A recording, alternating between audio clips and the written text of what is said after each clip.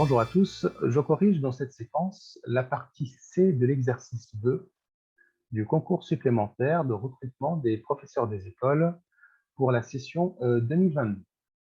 Donc cette partie s'inscrit dans la continuité des parties A et B, et donc nous avons toujours un entrepreneur qui vend des pots de confiture et s'intéresse maintenant à la rentabilité de son entreprise.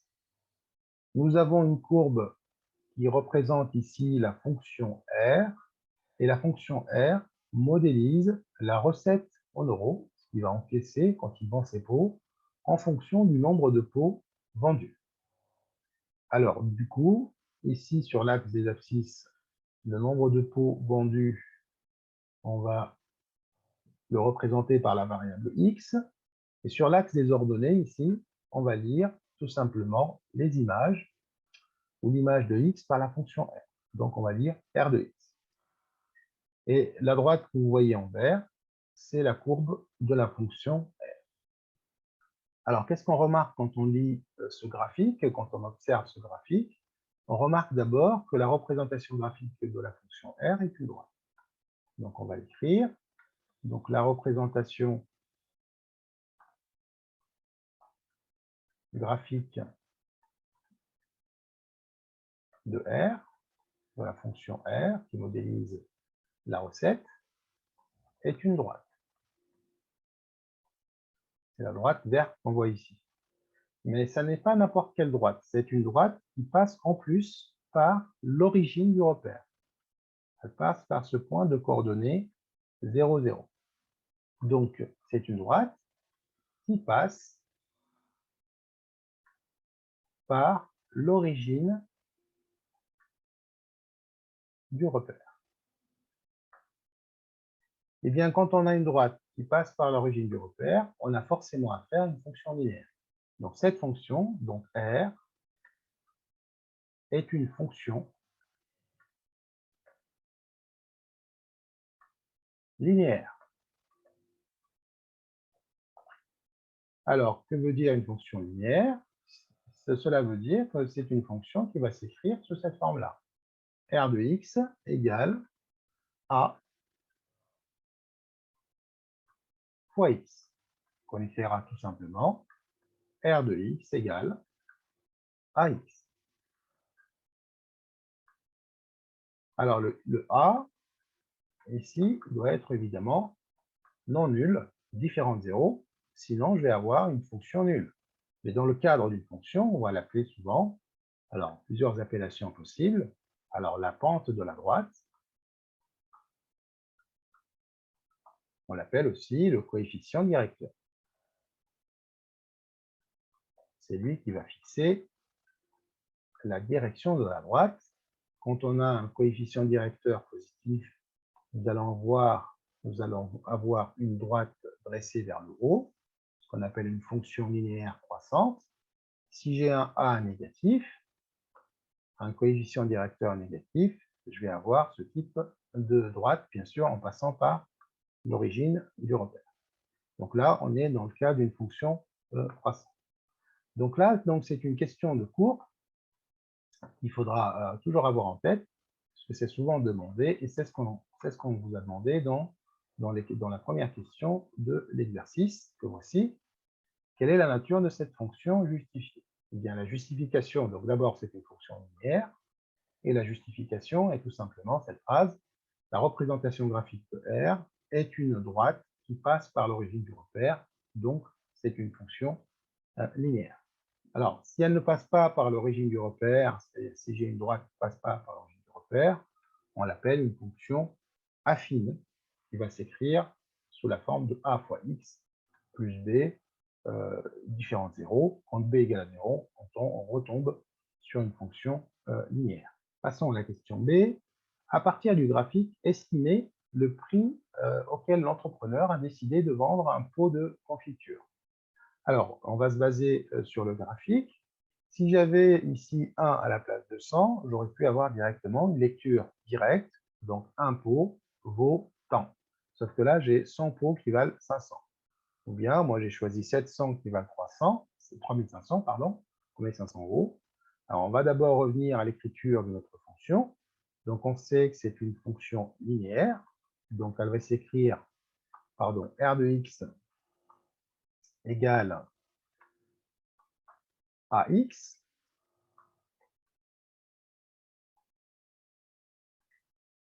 Alors, moi, je cherche R de 1. C'est la recette quand je vends un pot de confiture. Et R de 1, c'est tout simplement A fois 1, c'est A. Donc, A, c'est le prix d'un pot de confiture. Alors, comment je vais le déterminer? Moi, j'ai choisi le point de coordonnées 700, 3500. Donc, je sais que R de 700, l'image de 700 par la fonction R, est égal à 3500. Alors, attention, ce n'est pas A, ça. Ça, c'est A multiplié par 700. D'accord? Donc, 3500, c'est égal à 700A. Donc, A, on va tout simplement diviser 3500 par 700. Et 3500 divisé par 700, c'est tout simplement 5. Et donc, puisque A, c'est le prix d'un pot de confiture, donc le prix d'un pot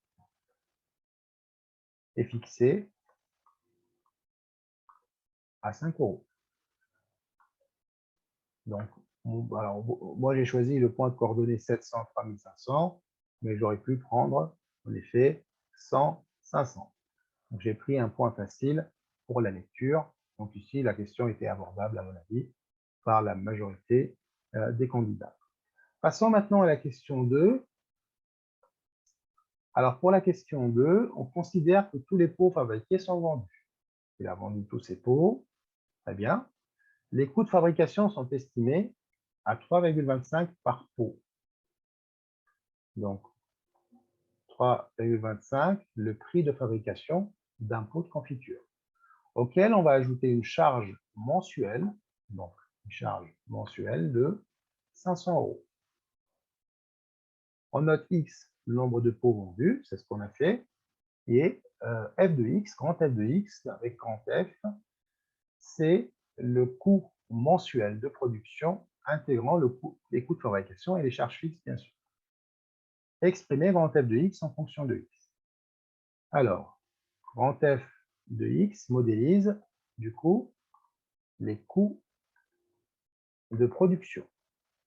Alors, on sait que 3,25 €, c'est le prix, pardon, c'est le coût de fabrication d'un pot.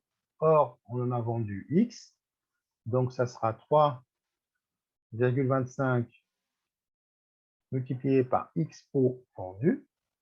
Voilà. Mais il faudra ajouter 500 € de charges mensuelles.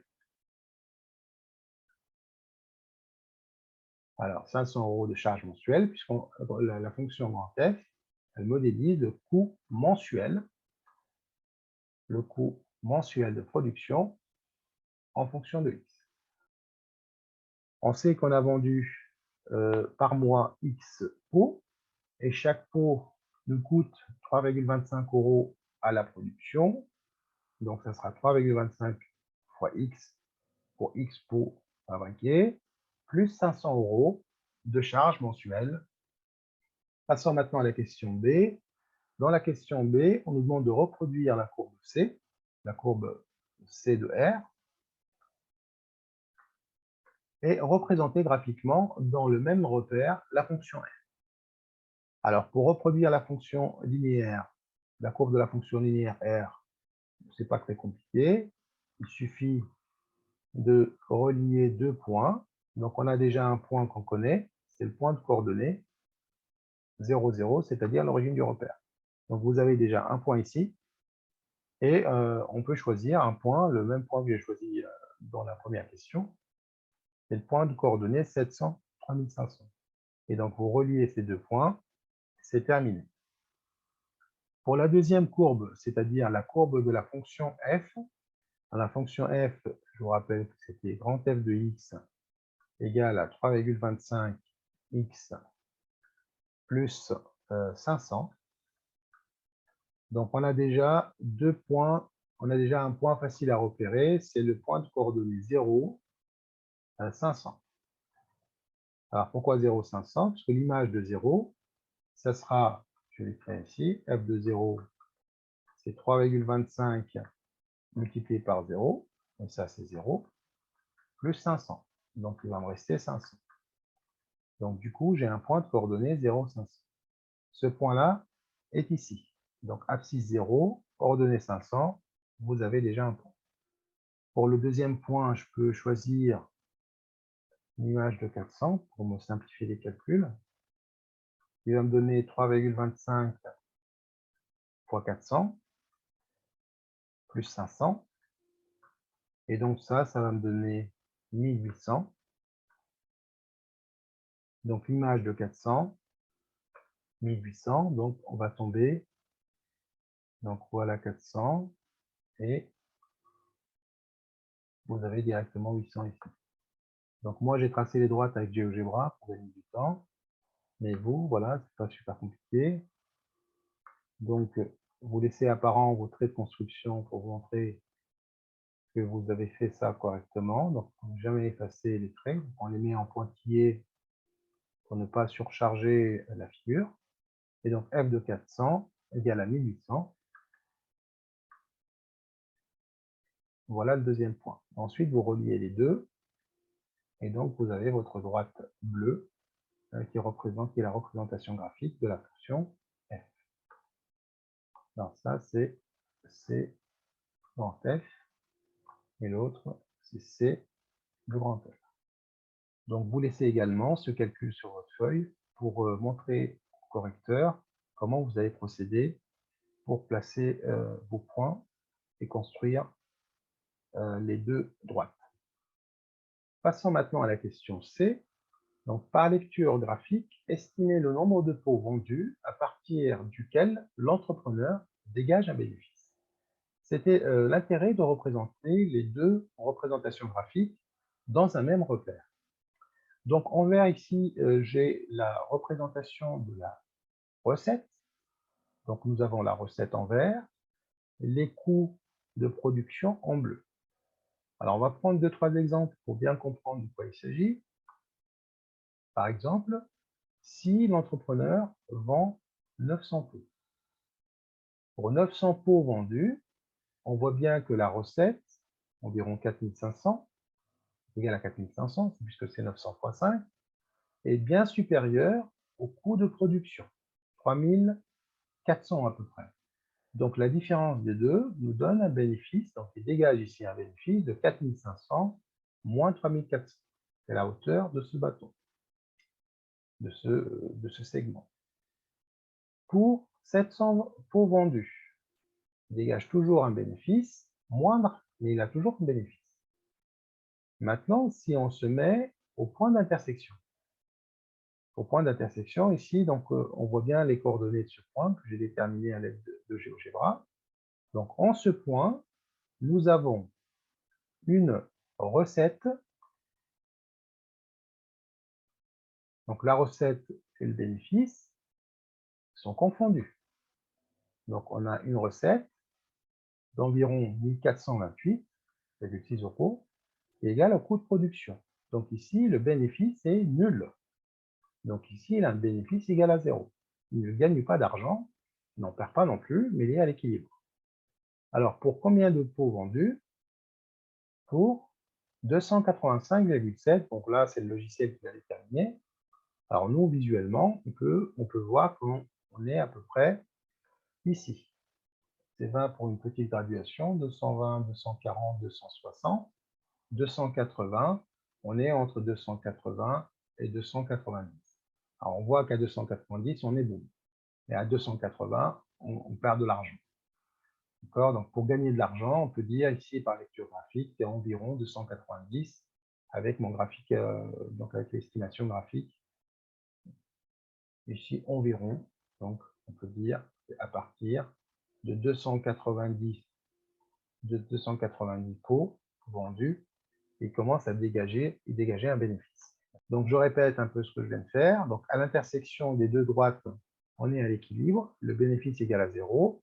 Si je veux déterminer le nombre de pots à partir duquel il commence à gagner de l'argent, par lecture graphique, on peut estimer ici que 290 nous paraît une lecture raisonnable. Maintenant, dans la question suivante, on nous dit de trouver le résultat exact par un calcul. Donc maintenant, on va chercher à trouver ce résultat exactement, donc exactement le nombre de pots par un calcul. Alors, qu'est-ce que je vais faire? Alors, je vais commencer d'abord par écrire les deux expressions des deux fonctions. Donc, la fonction r de x, c'est la fonction linéaire 5x. La fonction f de x, c'était la fonction affine avec une expression algébrique égale à 3,25x plus 500. Très bien. Donc, il gagne de l'argent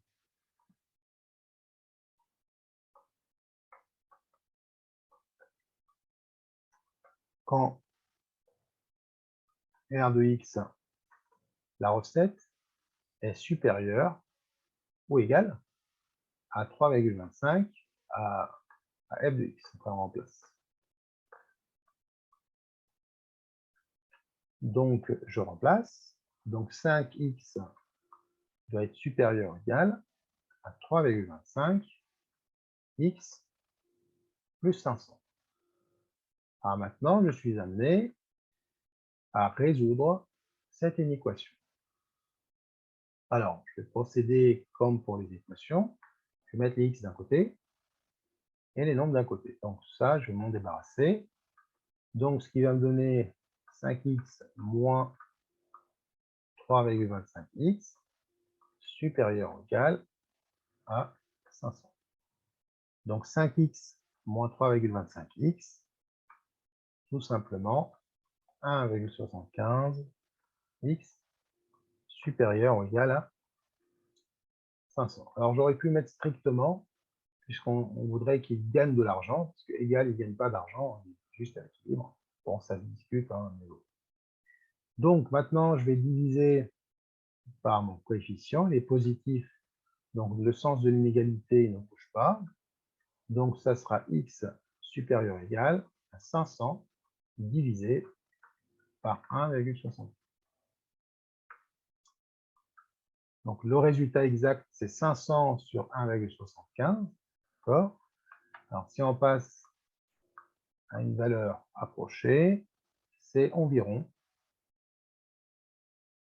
285,7. Or, on est en train de parler de pots. Hein? Donc 285,7 pots, ça ne veut rien dire. Donc, s'ils vendent 285 pots, ben, ils perdent de l'argent, puisqu'on n'est pas au-dessus de ce nombre-là. Par contre, s'ils vendent 286 pots, ils gagnent de l'argent. Donc, il faut qu'il soit supérieur ou égal. Pour qu'ils gagnent de l'argent, il faut qu'ils vendent. Donc, il faut vendre au moins 286 pots pour gagner de l'argent.